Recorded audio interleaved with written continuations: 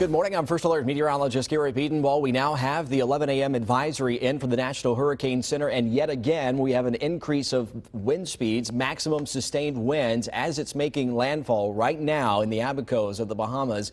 180 miles per hour. This Category 5 extremely dangerous hurricane, and catastrophic damage will likely result from this.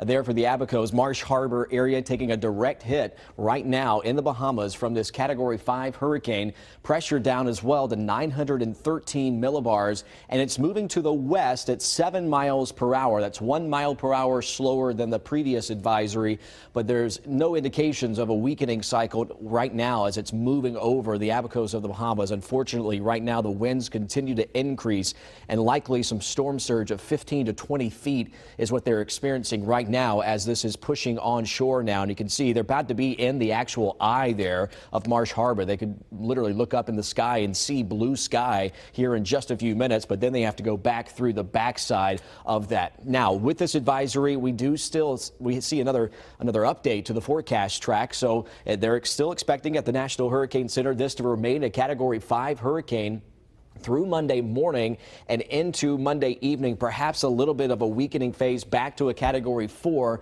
but still a major hurricane just off the coast of Florida as we head into Monday and into Tuesday. So Tuesday morning east of Fort Pierce, but that's a close call and uncomfortably close there, and could even be anywhere inland too. So we're still in the cone there of uncertainty. Also back into our local area just east of, say, St. Augustine, Flagler County by Monday morning as a potential Category 3 major hurricane, and then continuing to be just off of Jacksonville's coast by about 80 to 100 miles or so. But also we still have to remember that we're in this cone there, and the closer it gets, would be more impactful for our local beaches. So we're going to have to start talking about storm surge as well here for our Northeast Florida, immediate Atlantic coast areas, and then eventually also for Southeast Georgia too. Could be some storm surge there for you. So the closer it gets with the track to us, then the potential for that storm surge is there, of course. And you can see then moving off to the north and east, weakening at some point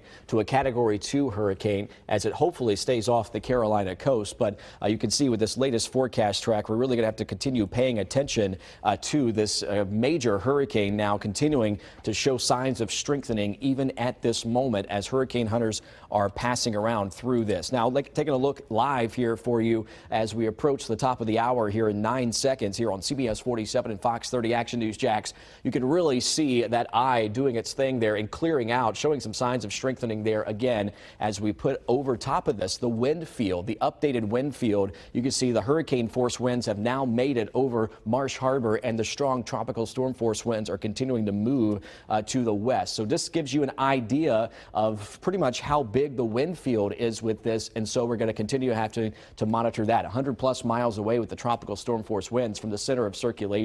So this is the European model, and we're continuing to watch this here as we go through the next couple of days. It's